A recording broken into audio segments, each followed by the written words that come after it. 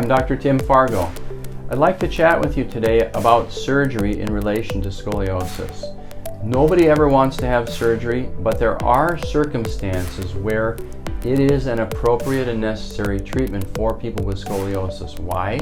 Because curves can progress to the point that the person has progressive loss of function in the lungs, in the heart.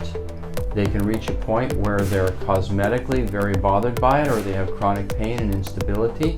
And over time, if they don't retard the progression of the curve, these things get worse and worse.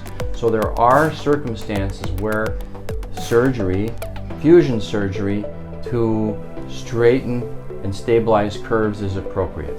Anything over a 10-degree curve with some rotation in the spine is considered to be a scoliosis.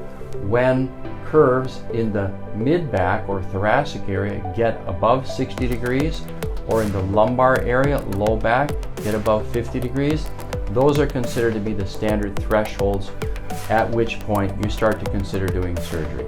It is something of last resort, but there are patients who need it and who benefit by it. Hope this helps.